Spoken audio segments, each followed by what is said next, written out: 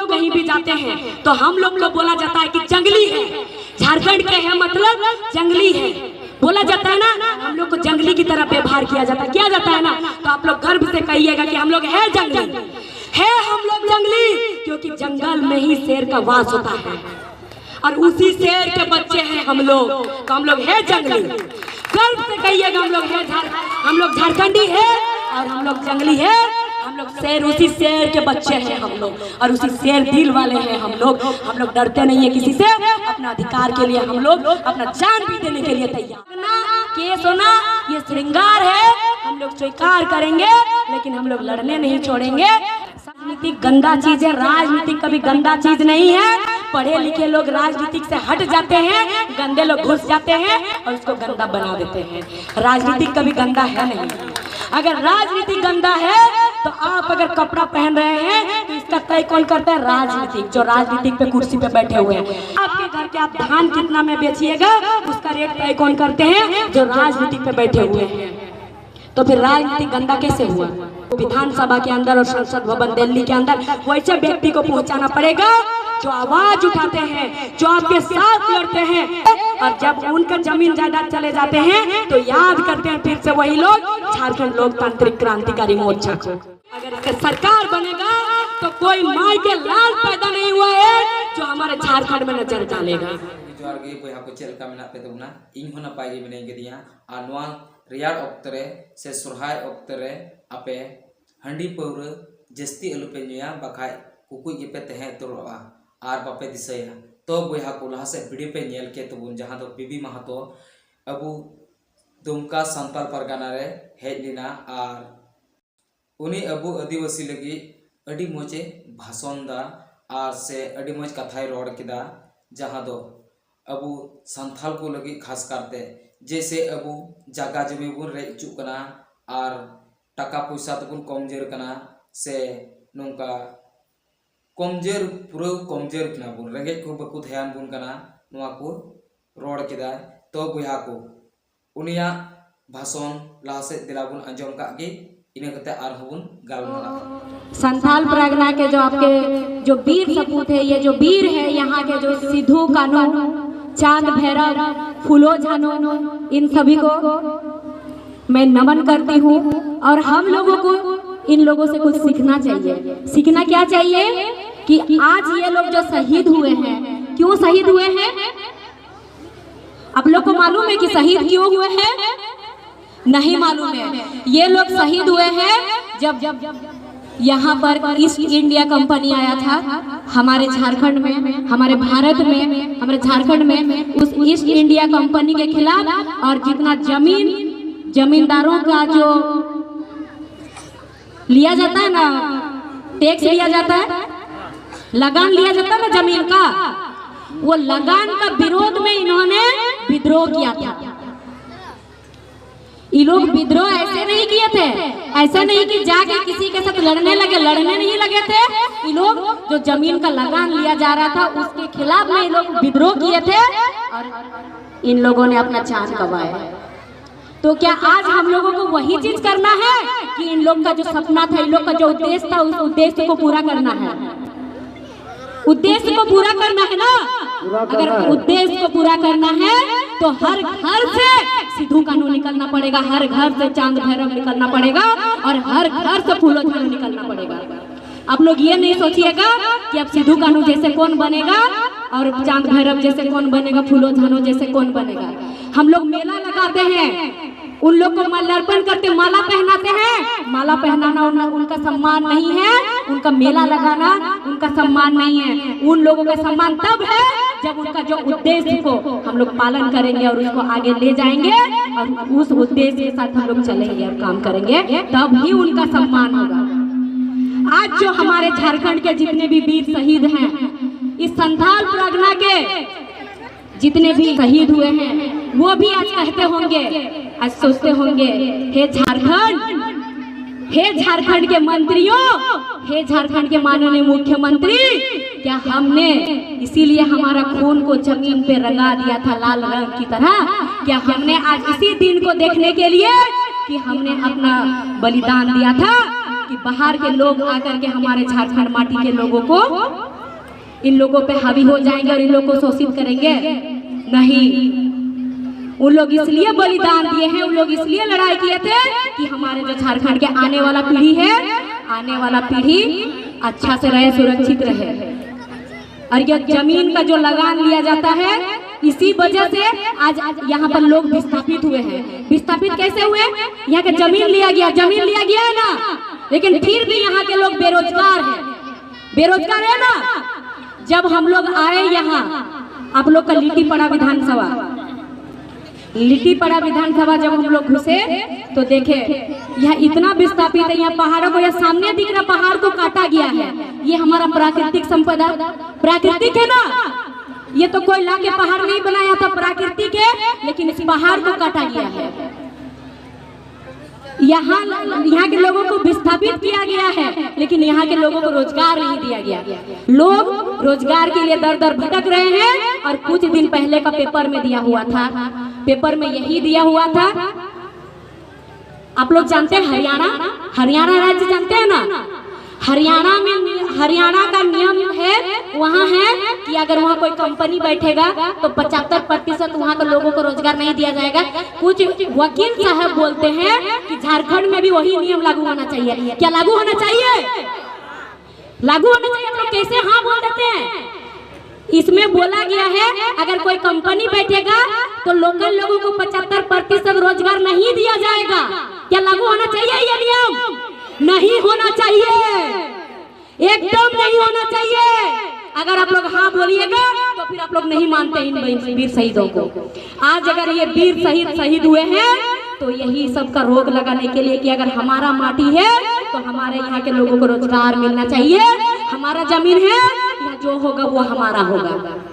लेकिन अभी क्या हो रहा है? अगर यहाँ से कुछ भी खनिज संपदा आ रहा है तो वो सरकार का हो रहा है।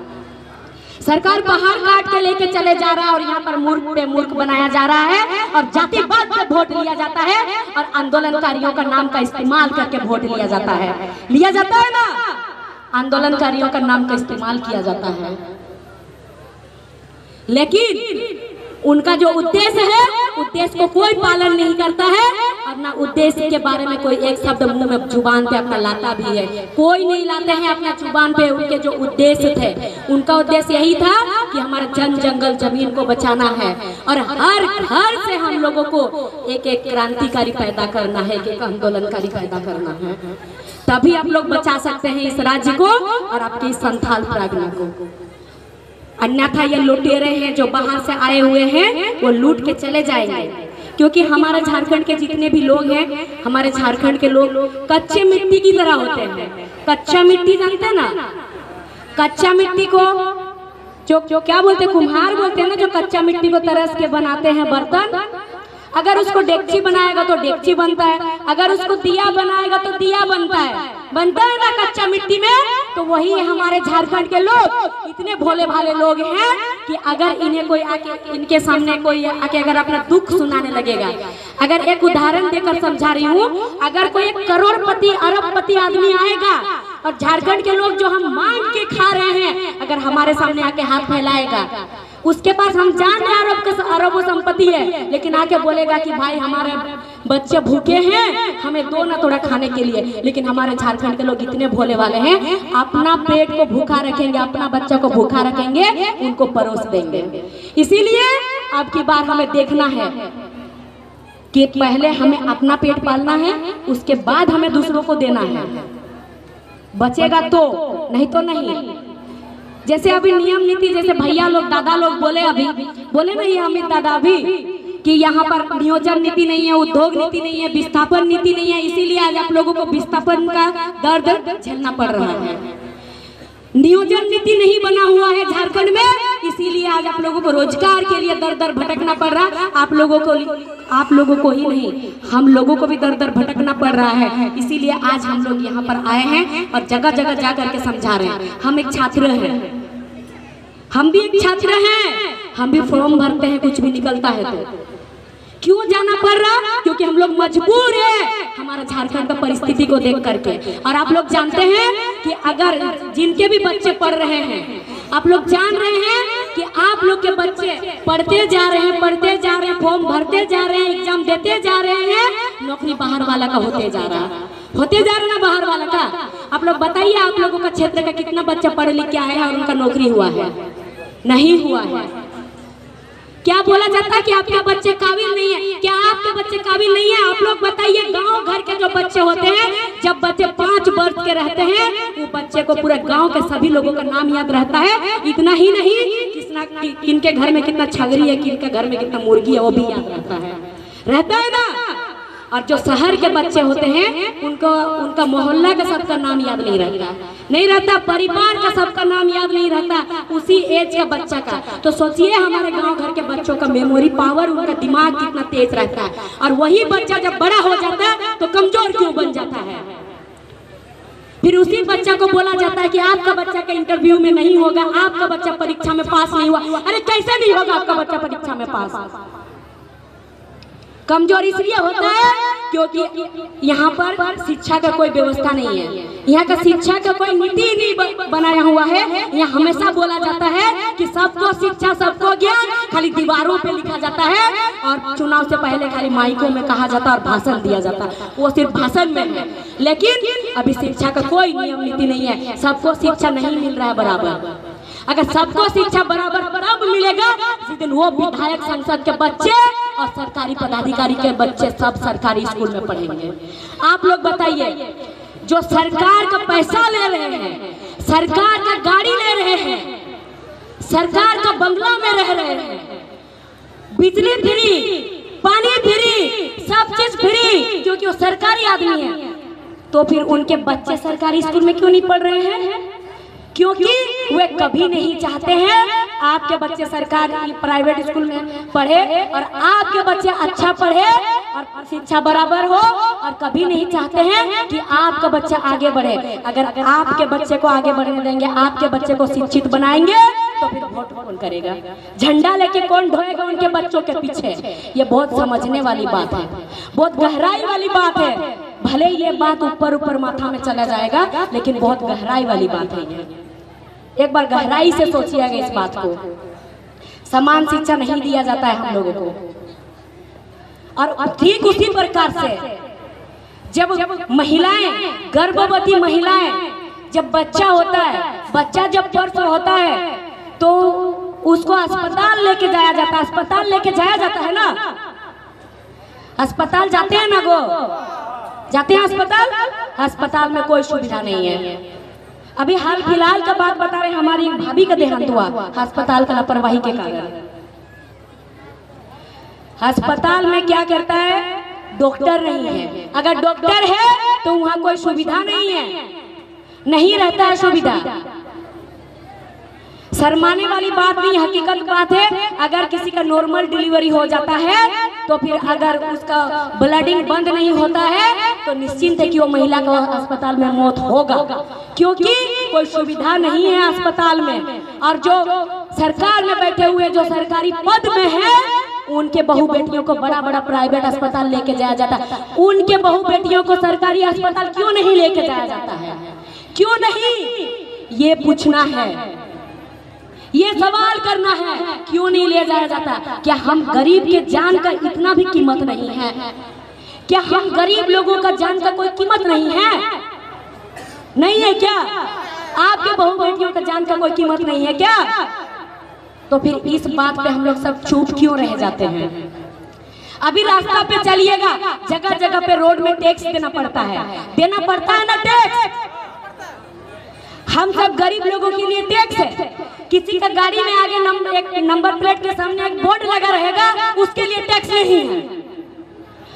माननीय डीसी महोदय के लिए टैक्स नहीं है। सरकारी पदाधिकारी है तो सरकारी पोस्ट में है तो क्या हुआ? टैक्स तो उनका भी होना चाहिए। सड़क में तो वो भी चल रहे हैं, उल्टा उनको सरकार से पैसा भी, तनख्वाह भी मिल रहा है, क्यों नहीं उनका टैक्स लगेगा? कोई विधायक है, सांसद है, उनका टैक्स नहीं। उनका टैक्स नहीं, ऊपर से टैक्स जो उनके कार्यकर्ता है उनका भी टैक्स नहीं लगता है, और हम सबका टैक्स लग जाता है। इसी चीज का विरोध किए थे, और यहाँ उसका विरोध हुआ था इस संथाल परगना से कि हम लोग लगान नहीं देंगे। ये भी तो एक प्रकार से लगान है ना, लगान है ना। हम लोग जमीन दिए सड़क बनाने, और उसी सड़क में चलने के लिए हम लोग को पैसा देना पड़ता है। टैक्स देना पड़ता है, देना पड़ता है ना, देना पड़ रहा है। और अभी अगर आप लोग बच्चा को पढ़ाने जाइएगा, किताब खरीदने जाइएगा, उसमें भी टैक्स देना पड़ता है। आप लोग कलम खरीदने जाइएगा, उसमें भी टैक्स। बच्चा को ट्यूशन पढ़ाने जाइएगा, उसमें भी टैक्स। चावल खरीदने जाइएगा, उसमें भी टैक्स। हर चीज में एक्स्ट्रा पैसा। टैक्स का मतलब क्या होता है? आप अगर कुछ भी चीज का अगर आपका 5 रुपया दाम है तो उसको वो वाला 7 रुपया लगेगा, क्योंकि 5 रुपया में आप उसको खरीद लीजिए और 2 रुपया सरकार को दीजिए। और आप लोग बताइए सरकार से क्या मिल रहा है? क्या आपके बच्चों को समान शिक्षा मिल रहा है जो उनके बच्चों को मिल रहा है? नहीं, समान शिक्षा नहीं। क्या स्वास्थ्य व्यवस्था उनके परिवार को जो मिल रहा है, क्या आपके परिवार को मिल रहा है? नहीं मिल रहा है। तो ये सब हम लोगों को समझना पड़ेगा। और जब चुनाव पहुंच जाता है तो माननीय महोदय लोग आ जाते हैं और बड़ा बड़ा भाषण दे करके चले जाते हैं, और हम झारखंड के लोगों के साथ एक इमोशनली कार्ड खेल करके चले जाते हैं। इमोशनल मतलब हम लोगों के सामने आके रोने लगते हैं, भावुक हो जाते हैं।